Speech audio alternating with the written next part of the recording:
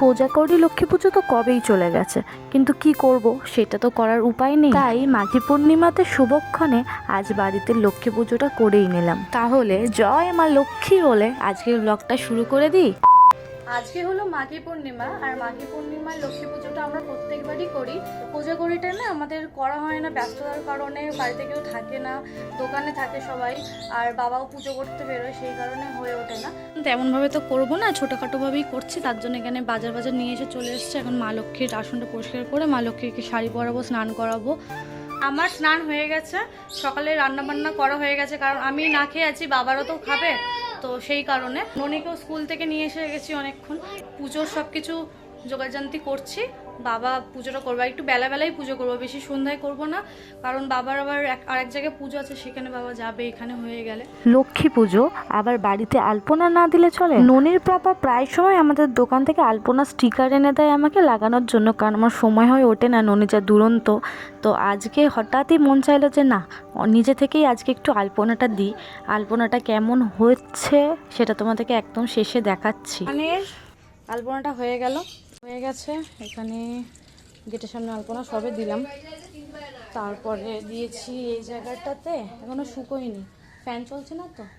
তারপরে তো এটা তোমার এই যে এইবারে কেনা সব কিছু দিয়ে মায়ের পুজোর আয়োজনটা করছি। রান্না করা মানে তো বোঝোই, সব কিছু আলাদা নিরামিষ বার করার, একা একা সেটা পসিবল না আবার এইটুকু সময়ের মধ্যে। মা লক্ষ্মীকে এখন স্নান করাবো, তার জন্য ঘি, মধু, দুধ আর এদিকে গঙ্গা জল আর চন্দন এই গ্লাসে মিক্স।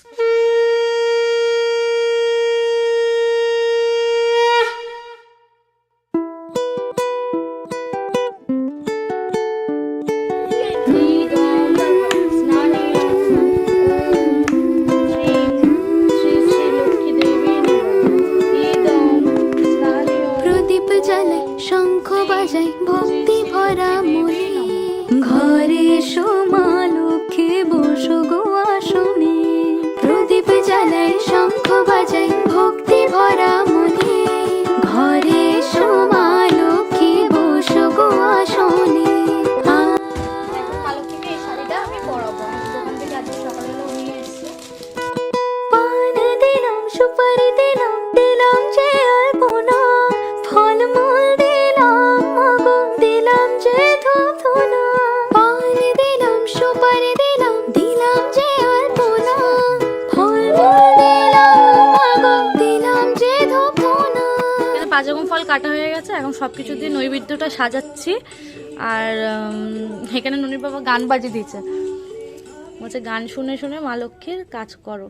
আমার এখানে প্রায় সব কিছু জোগাড়জান্তি হয়ে গেছে, এই যে সাজানো ভাজানো আলপনা দেবো, যে সব কিছু রেখে, তো বাবা এখন উপরে আছে, বাবাকে ডাকবো। তাই এখন 4টের কাছাকাছি বাজে, 4টে 4:30 হবে, আমি টাইমটা কোনো খেয়াল করিনি ঠিক। তো ততক্ষণে চলো ঝপঝপ করে সব কিছু রেডি করি, বাবাকে তারপর ডেকে একেবারে তোমাদেরকে পুজো দেখাচ্ছি। এইখানে আলপনাটা শুকিয়ে গেছে, কি সুন্দর লাগছে না এখানটায়। বাবু একটা এই যে ওর জামাটা দিয়ে এইখানটা মুছেছে, চেষ্টা করেছে মোছার, কিন্তু মোছেনি ভাগ্যিস। বাবু বসো বসো, ননি বসো, পুজো হবে, বসো। এই নাও, দাদুকে দাও, এই নাও।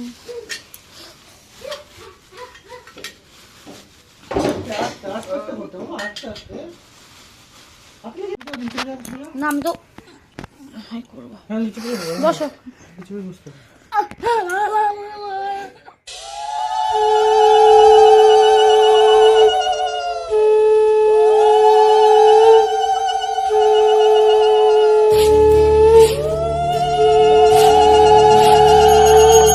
এসো মা লক্ষ্মী, বসো মা লক্ষ্মী, থাকো মা লক্ষ্মী ঘরে ঘরে।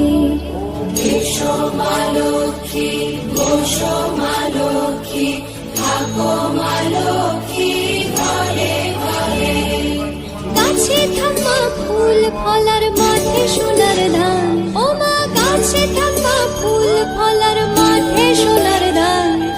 দুধে ভাতে বেঁচে থাক মা তোমার সন্তান, ও মা তোমার সন্তান।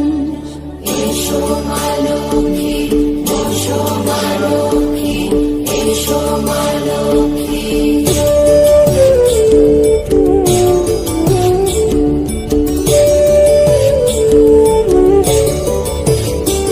দীপ জ্বলে মাঝে শাখ বাজে তোমার বাহনে, পুষ্প অর্ঘ্য আদি দেই মা তোমার চরণে, ও মা তোমার চরণে।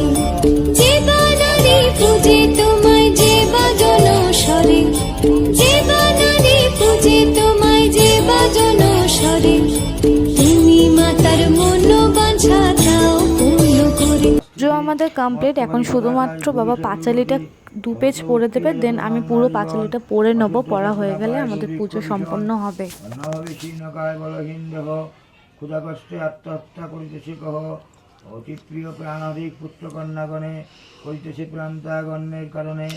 তো পুজো এখানে তো আমাদের হয়ে গেছে। হওয়ার পরে আমি একটু প্রসাদ খেলাম, কারণ প্রচুর জল পিপাসা পেয়েছিল। প্রসাদটা খেয়ে একটু জল খেলাম। আর ননি ঘুমিয়ে পড়েছে, এখানে সারা দুপুর জেগেছিল বেচারা, ঘুমিয়েছে।